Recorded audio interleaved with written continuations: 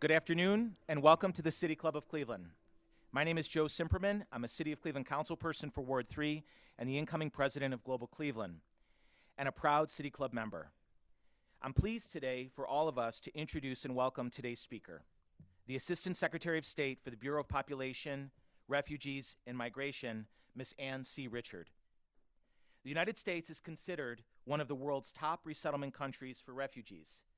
And in 2015, the Migration Policy Institute reported the resettlement of nearly 70,000 refugees in the United States of America.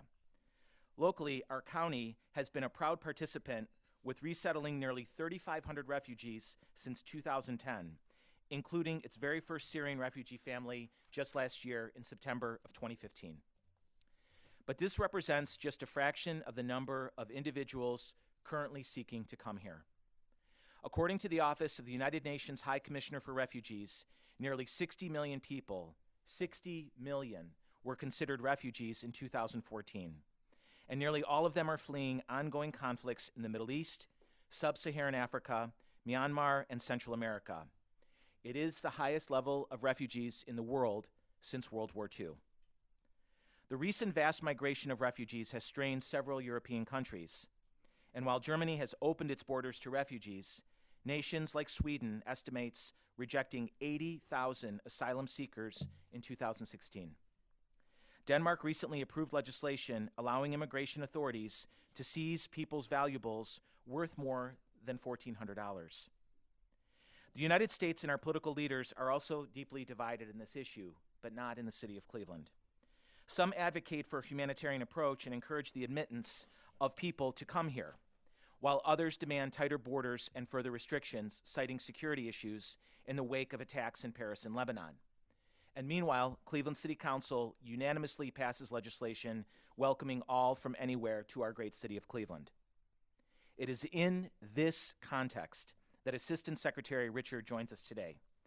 She was sworn in as Assistant Secretary of State for Population, Refugees, and Migration in April of 2012, after an amazing and distinguished career in public policy and foreign relations. She is a native of Riverhead, New York, and Assistant Secretary Richard received her bachelor's degree in foreign service from the great Jesuit Georgetown University, and her master's from the University of Chicago in public policy studies. She began her career as a presidential management intern in 1984.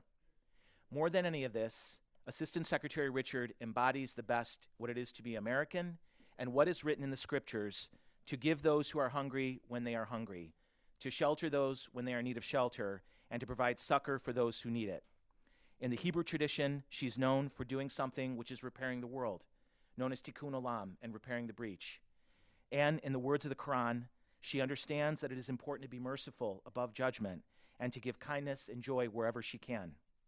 Ladies and gentlemen, members and friends of the City Club of the greatest city that welcomes refugees, Cleveland, please join me in a warm welcome to Assistant Secretary Ann C. Richard.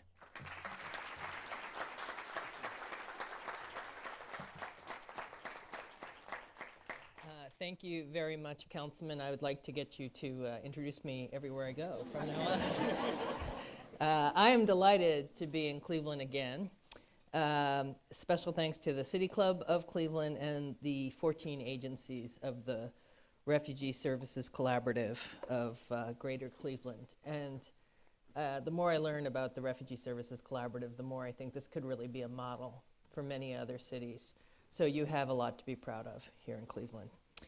I know that many of you have paid close attention to the refugee and migration crisis that has been unfolding in Europe, the largest that continent has faced in a generation. And I'm sure that you have also been reading about Syria, and overnight we've gotten some promising news coming out of the Munich Security Conference, and there'll be continued conversations today in Geneva about trying to bring a cessation of hostilities to Syria, and also to try to get aid through these dangerous battle lines to people who need it. Half of those who have fled to Europe have been driven from their homes by the tragedy in Syria. And my partner here at lunch, Lean, is a student at Cleveland State, and she is from Damascus, where many of her family still lives. And she's been granted asylum here in the United States. I recently returned from London, where Secretary of State Kerry announced $601 million in humanitarian assistance to help Syrians. That brings total U.S. contributions of humanitarian aid since the start of the violence there to over $5 billion. He also announced another $300 million in development assistance to help educate Syrian youth and children in Lebanon and Jordan. Other nations have been generous as well, and as have Syria's neighbors. The humanitarian response we have mounted is unprecedented, but still the unmet needs are vast. Inside Syria, the situation has become more urgent. Recently, the UN leaders warned the Security Council that the number of besieged areas in Syria that are hard to reach is growing, and combatants continue to ignore UN resolutions requiring them to give safe passage to aid convoys. The UN reports nearly 500,000 people are now stranded, cut off from aid, and at risk of starvation, which is why these efforts towards peace are so important. Reckless disregard for human life is just one challenge concerned governments and international organizations face. Another is the sheer scale of the crisis and the numbers already displaced. Hundreds of thousands of Syrians have left for Europe in the last year, but the majority of Syrian refugees, more than 4.6 million Syrian men, women, and children, remain in the Middle East. 1 in 5 people living in Lebanon is a refugee from Syria. Lebanon, it's about the size of Connecticut, is one of the most densely populated countries in the world, with a volatile mix of political, demographic, and sectarian pressures and a fragile economy.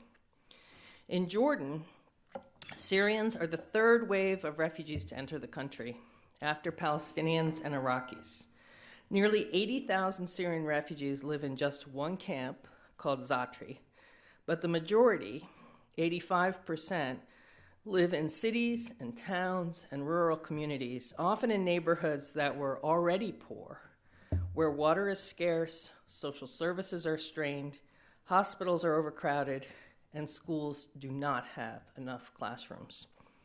Turkey has taken more Syrian refugees than any other country, more than 2.5 million, as well as 200,000 Iraqis, Afghans, and other vulnerable refugees. Its government has spent billions of dollars providing shelter, healthcare, and other services. But life for refugees is hard there too, in part because they do not speak Turkish. For many Syrian refugee families, years of exile, tedium, and frustration have whittled life down to a daily struggle for survival. Their savings are exhausted, and many in cities and towns are falling deeper and deeper into poverty. The heartbreaking stories we have all read of families fleeing bullets and bombs in the Middle East, crowding into flimsy rafts, capsizing and drowning, these stories are part of a global phenomenon. Around the world, as the councilman said, more people are now forcibly displaced than at any time since World War II. And you heard 60 million people around the world are struggling to make it day to day, having been driven from their homes. So today I want to tell you about refugees, internally displaced persons, and migrants, how they are similar and different, and what more we can do to help them. So let's start by asking why record numbers of people are on the move. In the past 5 years, in a long list of countries, violence has erupted, smoldered, or flared anew. In the Middle East, conflict has ravaged not just Syria, but Iraq, Yemen, and Gaza. In Africa, it has terrorized and scattered civilians in the Central African Republic, Libya, Mali, northeastern Nigeria, the Democratic Republic of the Congo, South Sudan, Burundi, and Somalia. In Ukraine, Burma, Pakistan, and Afghanistan, violence and persecution continues to uproot people as well. Today's conflicts are not just numerous, they are often brutal, chronic, and intractable. Long-term, unceasing violence or oppression means that uprooted people aren't able to go home. 45% of refugees today are displaced for 5 years or more. These are not short-term emergencies, unfortunately. A child born in a refugee camp at the start of a crisis will often spend his or her entire childhood away from home. In some situations, camp midwives deliver the grandchildren of the original refugees. So refugees numbered 20 million last year and make up just one segment of the population that's on the move. The legal definition of a refugee is someone who has fled across international borders because they have a well-founded fear of persecution for reasons of race, religion, nationality, membership in a particular social group, or political opinion. And this is the traditional definition that's both international and the US government's definition. But most of the 60 million people displaced globally are not refugees. Approximately 38 million are internally displaced persons, also called IDPs, who have not crossed international borders.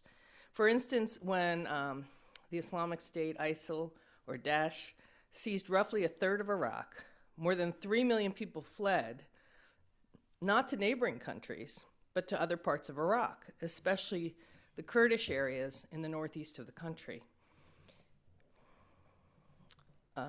Internally displaced persons do not enjoy the same type of protection that refugees do under international laws and treaties. Responsibility for helping IDPs rests primarily with their own governments, and sometimes these governments are the problem. Syria is home to about 7 million IDPs, or 1/5 of the world's total, and the Assad regime drops barrel bombs on its own people, destroying hospitals and schools, and killing rebels and civilians alike. In South Sudan, leaders have put their own feuds ahead of the welfare of their people, repeatedly pushing the country to the brink of famine, ensuring that one of the world's poorest countries remains that way. Despite the recently signed peace agreement, government and opposition forces continue to violate the ceasefire they agreed to honor. And we have a colleague here at the head table today who came from South Sudan, well, then Sudan, about 14 years ago, is that right? Okay. And is now a fellow Clevelander. Combatants also thwart efforts to help. The Geneva Conventions state that non-combatants must be treated humanely. International humanitarian law prohibits directing attacks against civilians, including civilian aid workers delivering assistance. But militias and governments alike flout these rules. Despite UN Security Council resolutions authorizing the delivery of aid into Syria, humanitarian workers continue to be harassed, threatened, or even killed. In South Sudan, combatants have attacked food convoys, kidnapped and killed aid workers, and fired mortars and rocket-propelled grenades into United Nations compounds where terrified civilians had sought refuge. So let's review. Refugees are people who leave their own country to save themselves from persecution or war, and internally displaced people, or IDPs, are those who flee the violence but try to survive within the boundaries of their own home. So who are the migrants? A migrant is anyone on the move from country to country. A migrant can be a hotly recruited technology expert with a visa for a job in Silicon Valley, or a poor person without papers, willing to take any job. Like IDPs and refugees, migrants are on the move to find a better place with better opportunities for the future. And like IDPs and refugees, migrants traveling without documents can be exceptionally vulnerable. Last spring, Americans were shocked by images of half-starved people from Bangladesh and Burma abandoned on boats by ruthless smugglers. We are growing used to reports of boats sinking and capsizing in the Mediterranean, drowning hundreds of migrants at a time. Economic migrants suffer alongside refugees. Both are subject to the same threats of abuse or abandonment and can be crammed into the same trucks, cages, and leaky rubber boats. In Malaysia and Indonesia, traumatized Bangladeshis told me about being starved and beaten by the crews on ships and seeing bodies dumped overboard. Sovereign nations, of course, are not obligated to or capable of opening their borders to everyone seeking a better life. But migrants need to be carefully screened and treated with dignity. They should be protected if being sent home would put them at risk.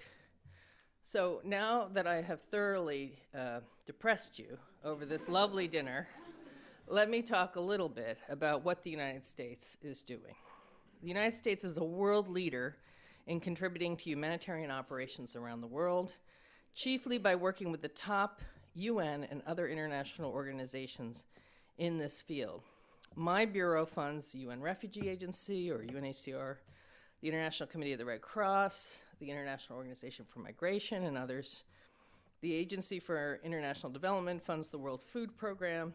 Together, we channel relief dollars through other UN agencies you've heard of, like UNICEF, and through the best non-governmental organizations and charities that work in this field. These operations deliver essential life-saving assistance, food, shelter, medical care, and clean water and sanitation. They protect the rights of the displaced, care for survivors of sexual violence, reunify families, educate children and youth, and help people gain the skills they need to be self-sufficient. Refugee resettlement is another way we help those in danger. This program identifies some of the world's most vulnerable refugees, brings them here, and offers them a fresh start. The United States resettles more refugees than all other countries combined. Most refugees get jobs, enroll their children in school, pay taxes, and after 5 years, as demonstrated by Thomas here today, many choose to take the test to become naturalized American citizens. They contribute immeasurably to the life of our nation. In the city of Cleveland, we actually have very good data on the economic impact of resettling refugees. Between 2000 and 2012, Cleveland absorbed just over 4,500 refugees, mostly from Bhutan, Ukraine, Burma, and Somalia. According to the Cleveland case study, the newcomers typically found employment within 5 months, even though many could not speak English. In Cleveland, as elsewhere, refugees go on to open successful businesses and help revitalize neighborhoods. In 2012, resettlement agencies in Cleveland together spent around $4.8 million assisting refugees. But economists estimate that the Cleveland area gained 10 times that much, $48 million, from the additional economic activity the refugees generated, the new businesses, jobs, and consumer spending. That same year, as a result, the Cleveland area took in an additional $2.6 million in tax revenue. The United States is increasing the number of refugees we resettle each year from 70,000 last year to 85,000 this year, and 100,000 or more in future years. As you may have heard, this year we will accept at least 10,000 refugees from Syria. Now, some critics say that number is too low. Others oppose admitting Syrians, arguing that terrorists may seek to enter the United States disguised as refugees. The U.S. government is taking every possible precaution to make sure that doesn't happen. It is important to understand the differences between what is happening in Europe, where thousands of refugees and migrants arrive every day, walking into countries, and what happens when we resettle refugees here in the United States. The U.S. government screens refugees while they are still overseas and before they are admitted to the United States in a process that is rigorous and deliberate. Refugees are subject to the highest level of security checks of any category of traveler to the United States. The Department of Homeland Security, other intelligence and law enforcement agencies, and the Departments of State and Defense all take part in this. Refugees who are found to pose a security concern are not permitted to travel to the United States. Refugees about whom we have doubts are also held back until their cases are resolved. Among those we admit are the most vulnerable Syrians, including female-headed households and their children, survivors of torture, and individuals with severe medical conditions. Admitting more of the world's most vulnerable people is just one way we are responding to emergencies in Syria and elsewhere. As the world struggles to cope with brutal wars and mounting needs, U.S. humanitarian aid and diplomacy are vital. In crisis after crisis, we have been able to spearhead the international response and use our influence to keep borders open and aid flowing, and this has saved millions of lives. But today, aid groups are stretched thin. Last year, the World Food Program, and the U.S. is the top donor to the World Food Program. Last year, the World Food Program was forced to cut food rations to Syrian refugees in the Middle East. This may have been one of the triggers of the large-scale migration to Europe. In fact, all of the UN humanitarian organizations are grappling with severely insufficient funds to address a long list of crises. The United Nations sought $19.5 billion for humanitarian assistance last year, and it received only half of what it was looking for. How can we close this yawning gap? Well, I think private giving could help. I will tell you what happened last September when the image of Aylan Kurdi, the Syrian toddler, lying drowned on a Turkish beach, broke hearts around the world. Within just 1 week, donations for the U.S. fund for UNICEF jumped more than 600%. The charity Save the Children raised 4 times more in that week than it had over the previous 8 months. This is a big change from previous patterns of giving, and the question for me is whether this level of engagement will last. In general, even people who give generously for disaster relief tend to shy away from man-made crises. After Haiti's devastating 2010 earthquake, Americans contributed generously. In fact, I read that half of all American households contributed something to Haiti relief. In contrast, for the first 4 years of the Syria crisis, private donations barely registered, and I think this has to change. Private donors may be reticent because man-made crises can be messy and complex. Image after image of bombings, barbed wire, and misery can be overwhelming, even numbing. But 7 million children have been affected by Syria's crisis. Millions have suddenly found themselves impoverished. Families have married off young daughters and sent young sons out to work because they would otherwise go hungry or have no money for rent. Children have missed years of school, and many have been traumatized. A whole generation urgently needs help and care, and this is why my colleagues and I support the No Lost Generation campaign, lost by UN agencies and non-governmental organizations. I encourage university students and those who want to do more to contact No Lost Gen, G-E-N, at state.gov. We also have a White House website, which is aidrefugees.gov. To cope with the magnitude of these crises, we also need more nations to contribute what they can. Countries already shouldering enormous responsibilities deserve our help. Because of Syria's war, Germany now leads the world in taking in asylum seekers or refugees who travel on their own to a new country and then petition to stay. According to UNHCR, Turkey now hosts more refugees than any other nation, and as I mentioned, Lebanon has absorbed so many Syrians that every 5th person living there is now a refugee. But other nations, too, are coping with large influxes of people in need. Uganda accepts refugees from the Democratic Republic of the Congo, South Sudan, Somalia, and Burundi, and allows them to work and to farm to support themselves.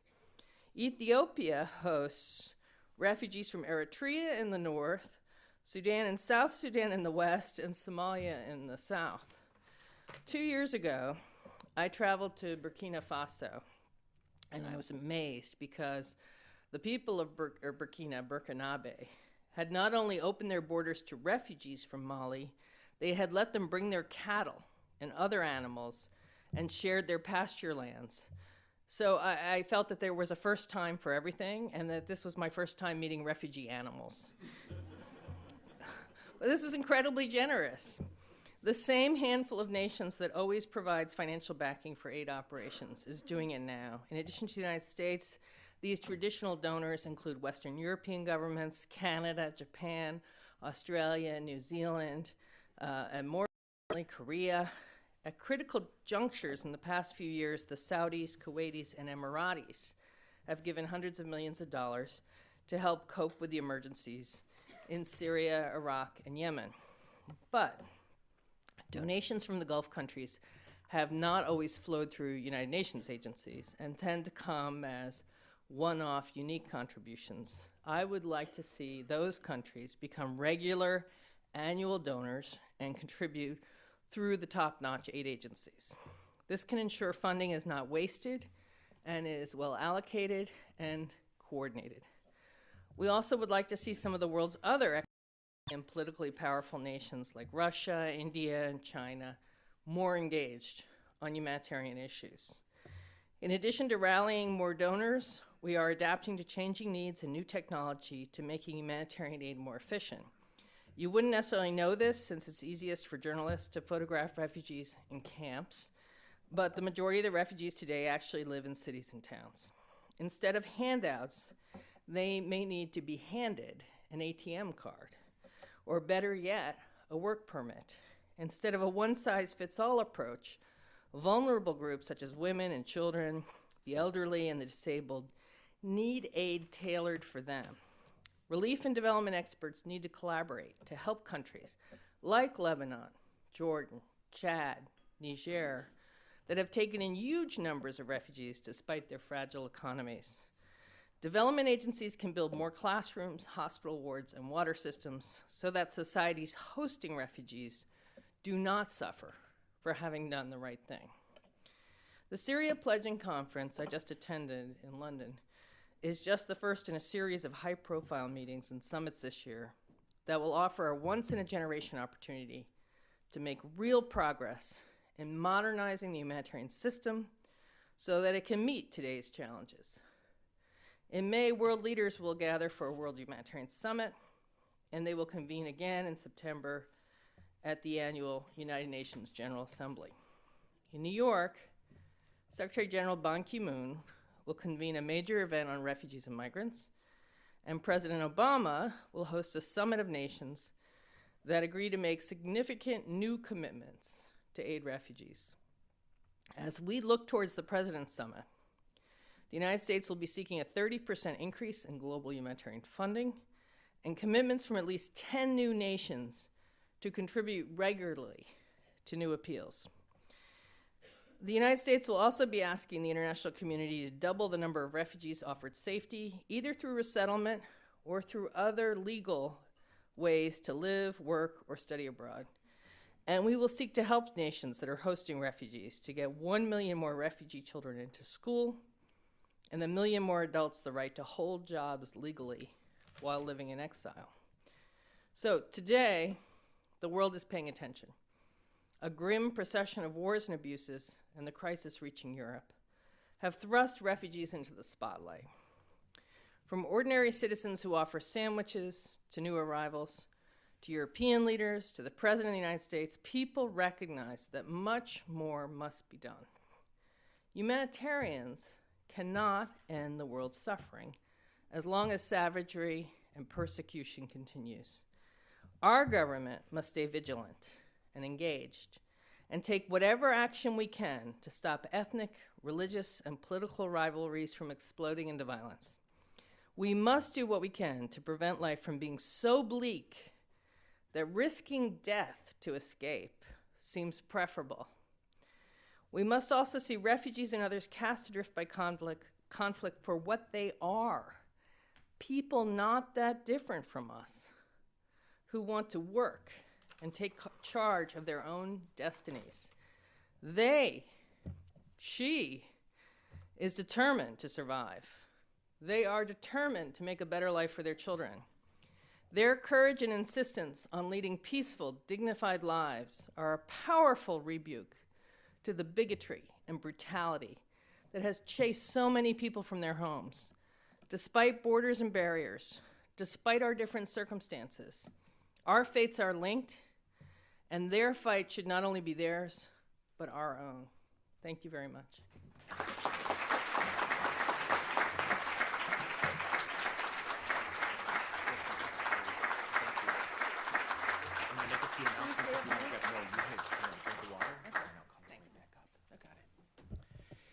Thank you, Secretary. Today we have enjoyed a Friday forum featuring Ann C. Richard, Assistant Secretary of the Bureau of Population, Refugees, and Migration. We're about to head in to our infamous question and answer session, where we welcome questions from everyone, City Club members, guests, students, or those of you joining us via our radio broadcast, webcast, or our new live simulcast at the Parma Snow branch of the Cuyahoga County Public Library. If you'd like to tweet a question, please tweet it at the City Club, and our staff will try to work it into the program.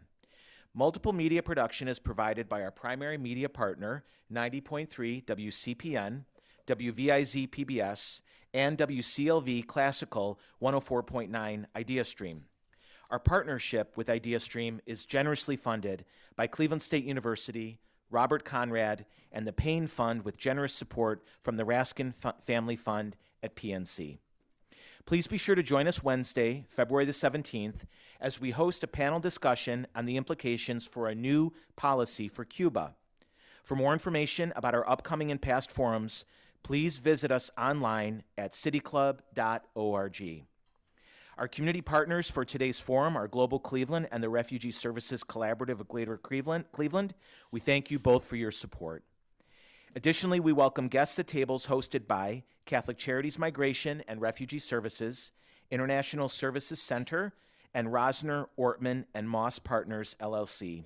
We thank each and every one of you for your amazing support. We also welcome students to today's forum from St. Martin de Porres High School. Are you the Lions? Student participation is made possible by a generous grant from the Laub Foundation. We thank you all for your support. Now it's time to return to Secretary Richard for our traditional City Club question and answer period.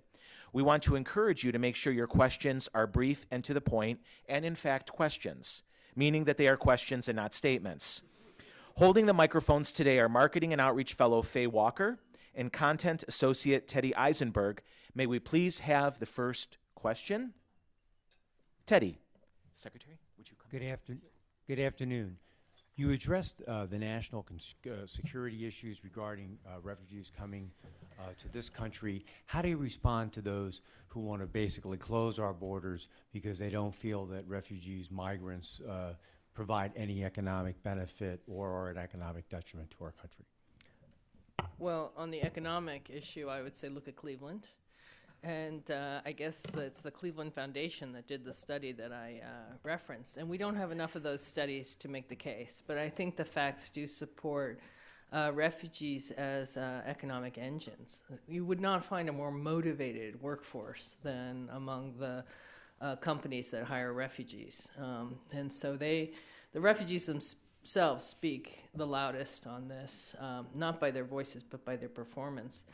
The national security issue is what has gripped Washington since the Paris bombings, because some of the people involved in the Paris bombings may have come through the same route of travel from Turkey by boat to Greece and onward. But let's understand then that we are talking about a small number of really horrible terrorists and a very, very large number of innocent civilians who are the victims of terrorists. It's that group, the latter group, the innocent people, that we seek to help. We've seen that bringing refugees to the United States is the right thing to do, and it also benefits our country. And we end up with people in our country in the first or second generation who speak hard-to-find foreign languages. Like I say, they're highly motivated. They give back in so many ways, even if they're on public services for the first year or two, like some of the very vulnerable cases we bring here. When they get employed, they end up paying more in taxes than they ever benefited from in the early parts of their life here in the States. It is the responsibility of the federal government to make sure that we do everything humanly possible to prevent anyone with bad intentions from exploiting this program and getting to the United States. And so this is taken very seriously in the Obama administration and among the collection of intelligence, law enforcement, diplomatic, defense agencies that are working in Washington. And it's gotten a lot of attention in recent years. So is it perfect? Well, because we're dealing with human beings, I don't think we can say this is an imperfect endeavor, but I do think it's a very well thought through, very well constructed, robust screening process. Now, I mentioned in my formal talk, we get criticized for just being so slow in bringing people here. It takes 18 to 24 months. We are trying to speed that up a bit, but not in any way that cuts corners on security. And we have sort of opened our books to members of Congress, to senators, to learn about our screening process in all the detail. And people who've really dived into it, it's run by the Department of Homeland Security, but very much in partnership with us, have come to conclude that it is a very, very careful, rigorous process. Thank you for coming to Cleveland. My question deals with the difficulty of vetting refugees, those from areas of Syria and Iraq that are under the control of a stateless group that I won't mention to give them the honor, and with false documents, and the difficulty of vetting refugees that were already partially vetted by the U.S. military for their service in Iraq, Afghanistan, and others. Thank you. Well, thank you. This follows on to what we were just talking about. So we have people fleeing from Syria who we don't know a lot about. Maybe they were poor, they lived in rural areas, their lives have been torn apart, they headed for the exits, and they now live in Jordan and Lebanon and Turkey. And so we don't have files on them. This is normal for any refugee population, that we start from zero. And so what the very well-trained interviewers from the Department of Homeland Security, U.S. Citizenship and Immigration Services learn to do is to go through an incredibly thorough interview. I've sat through these, where they very patiently, very respectfully, but very persistently ask questions and find out the story of the refugee. Sometimes they have documents. Actually, Syrians tend to have their documents with them, but not all refugee populations do, especially if they've fled in a crisis. They may not have a dossier of their birth certificate and tax receipts and things. So those documents are looked at, but the documents are not the only piece of information used to tell their story, because as you point out, sometimes there's false documents. So we have to be careful not to fall victim to that. But they know to ask, if you say you're from this neighborhood in this city, where was the school? And then they have to know how to answer very in-depth questions based on the profiles that have been put together about the places people are coming from. If they say they were in a city on such and such a date, they'll be tested about whether they know what was going on then. Now, there's also, you mentioned, people fleeing Iraq and Afghanistan, and some of them were people who worked alongside U.S. troops, U.S. diplomats, U.S. media, aid agencies. About those people, there are files. And that's where there's more confidence when we have that information about who they are and why they are fleeing. And there's a sense among many in Washington who served in Iraq or who served in Afghanistan that some of these people are in trouble because they helped American forces, and that they should then be helped in return by being admitted to the United States. The hardest cases I have are when I have journalists calling me and saying, this person who was my translator in Iraq got turned down to come to the United States. And I worked alongside this guy. He saved my life. He's perfect. I trust him implicitly. And I have to say, I'm sorry, the Department of Homeland Security makes that decision. They use all the possible information at the disposal of the United States. Some of it unclassified, some of it classified, and it's their decision. I can sometimes get someone to take a second look, but we don't make the decision about who comes. Hi. You talked a little bit about the intergenerational aspects in camps and things like that. Are our laws and practices regarding refugees strong enough to keep intergenerational families together, like grandmothers? Because that can really be a source of great stability when they relocate to a new country. Yeah, we do. I mentioned that one of our priorities is to help vulnerable refugees. We also make a priority of family unification or family reunification. You know, what I find is that older generation is among the hardest to integrate into American society. Of course, the little kids are the easiest. You know, they're the ones who learn English the fastest in any family, right? And they end up translating for their parents. But that older generation often is willing to make the sacrifice of their own comfort. And, you know they may never see their homelands again. They know they'll be buried someplace different than where they were born. But for them, it's worth it because they worry about the future of their family. I think this is a very human thing that a lot of us identify with, you know, wanting good things to happen for our kids and grandkids. I don't have grandkids, but kids. I could have grandkids any day, I suppose. But I have a 22-year-old daughter.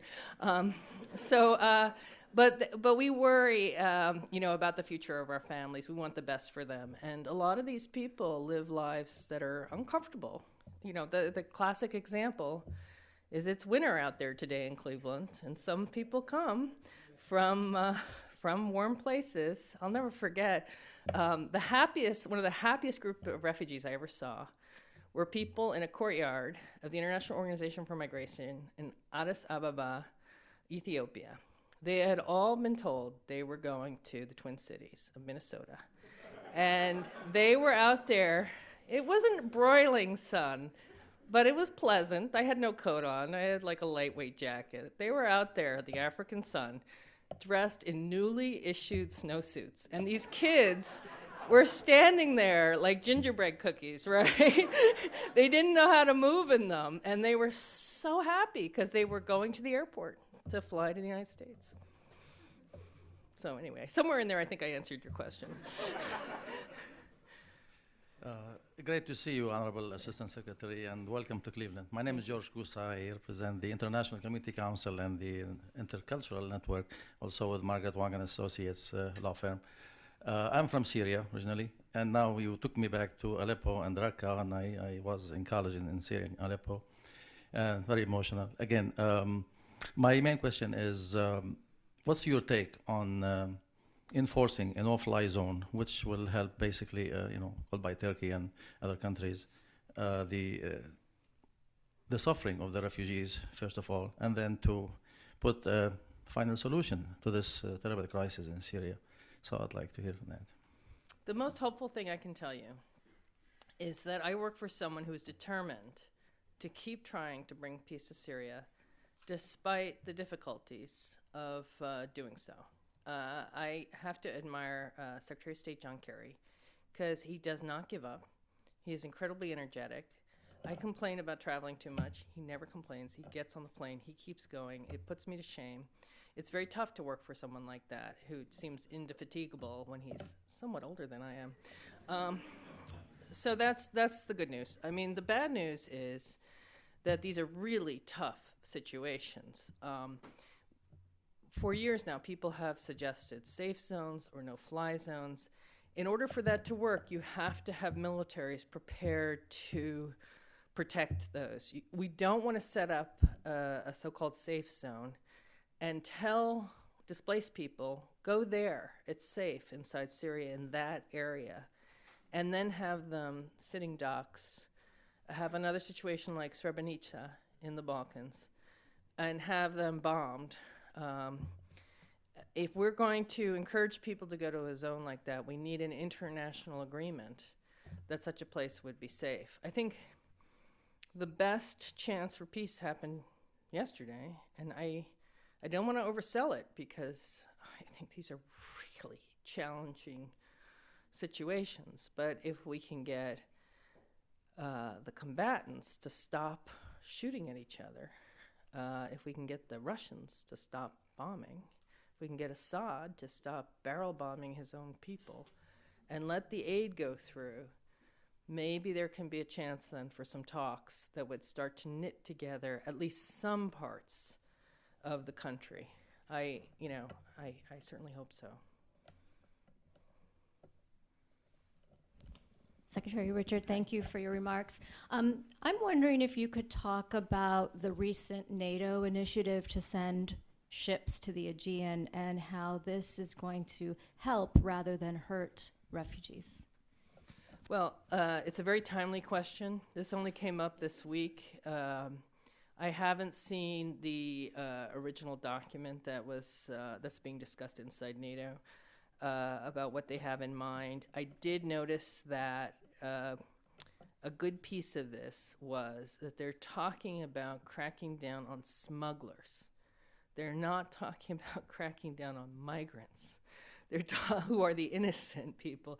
They're talking about cracking down on the guys who are exploiting refugees and migrants, telling them it's safe to take these rickety boats across and taking their life savings and then sending them to their deaths. So the 3 ships that they're intending to deploy to the Aegean that would be supplementary to the coast guards of Turkey and Greece could potentially be a good thing. And like I say, their sensitivity that they've already expressed in looking at this is potentially a good thing, but we'll have to look at the details. It's certainly not, not the first choice to go to militaries when you're talking about a humanitarian crisis. I think the fact that people are trying to think of these out-of-the-box solutions shows the difficulties that we've encountered over 5 years, coming up on 5 years in March, of trying to do something about these poor people who've been fleeing. I've been to Jordan 8 times and Turkey, I think, 4 times, and I was, last time I was there, they said, is this your first time here? I said, no. But they were used to people saying, yes, I'm from Europe and I have just discovered there's a crisis here. So, I think this is one of the things that's been quite good about the U.S. approach to this, is that we were involved early. We met early with the governments. We met early with the non-governmental organizations, the internationals, but also the local groups. I meet with them every time I go back. My colleagues do. We care about what's going on, and our frequent presence there demonstrates that. But over time now, people, understandably, as this goes from a short-term emergency to a protracted situation, people are very, very worried and are looking at sort of any possible new opportunities, new openings to make a difference. Good morning. We are from St. Martin de Porres, and excuse me. One of our questions are, what are the strict regulations to allow refugees and immigrants in the United States? And the other part of the question is, how do refugees and migrants pass the strict regulations imposed by the U.S. to come into the United States? Okay, well, you'll have to stick around after the lunch and talk to some of the people who actually have managed to come here as refugees, who are here. They're just sitting closer to the podium than you are, high school students, but they're here too. And I think what they'll tell you is that they have to be referred by the UN High Commissioner for Refugees, the UNHCR agency, as people who fit that profile of having been persecuted because of their race, nationality, religion, membership in a social group, or political beliefs, and that they have a story to tell that stands up to scrutiny about how they are innocent and they are in need and they can never go home again. Like, take someone who's like a torture victim in one of Assad's prisons and their family has been killed. You know, that's a lot to expect them to return to their original neighborhood. Or take somebody who fled a country because of their religion and they were sort of stigmatized or pointed out to authorities or to ISIL, for example, in the Middle Eastern case, because of they belong to a religious minority. They may never want to go home again. And so for those people, I really think that resettlement is a very good answer. Most of the world's refugees, because we talked about 60 million displaced, about 20 million refugees, most of the world's refugees will never go to a new country. Their best chances are either to be accepted in the places where they've fled, or to go home again. And that's why these diplomacy and peace negotiations and the long, tough, not very glamorous work of trying to repair conflict-ridden countries is so important, so that they get a chance to go home again. Thanks for your question. Very well asked. Good afternoon. Let's go back to the special immigration visas and that you mentioned earlier. And while it was exciting that Obama announced an increase in November, to my understanding that program is closing and those pathways to resettlement here in the U.S. is going to be ending shortly.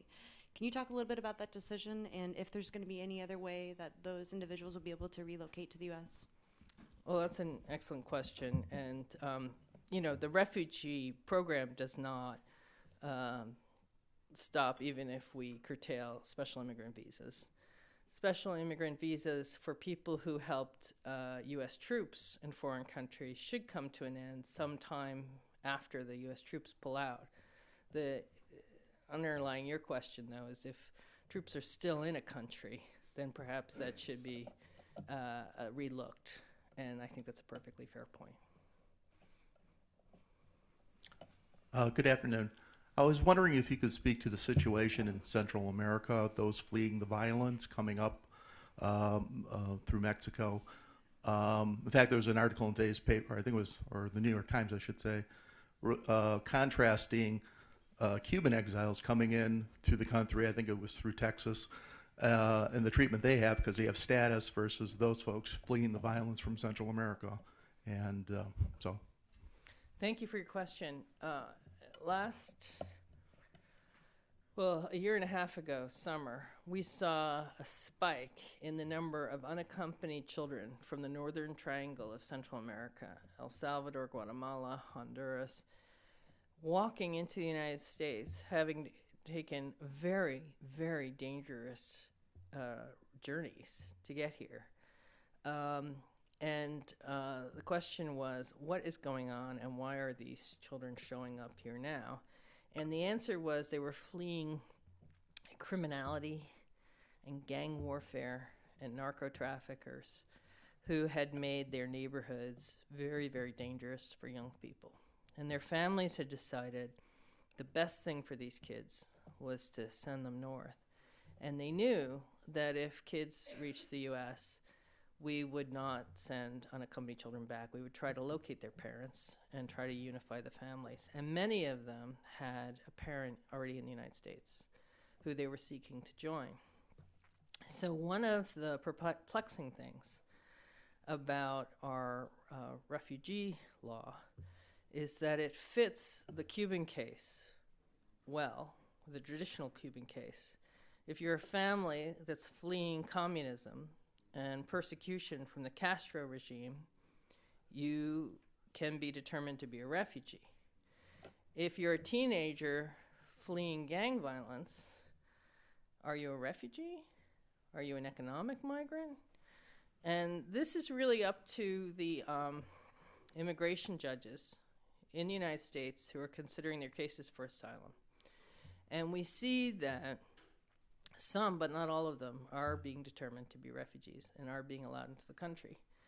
So what the president did was he decided, rather than have children have to make this dangerous journey before finding out if they're determined to be a refugee or not, we would set up a brand new program in Central America to say, if your parents are legally present in the United States and you're about to set out to join them, apply to come. We will do a DNA check, and if it matches and your story holds up, we will bring you to the United States to be with your parents who are legally, lawfully present in the United States. Now, the problem with that is, a lot of them had parents who were undocumented in the United States, so that didn't solve everything, but it was a step forward. More recently, you would have heard right around New Year's, we're looking to start a program so that if someone of any age presents themselves to UNHCR, to the UN Refugee Agency in these countries and says, I fear for my life because I'm a member of a particular social group, I'm someone who the gangs have got it in for, can you get me out of here? We might be able to move that person, but that hasn't been completely set up yet. We're still working on that.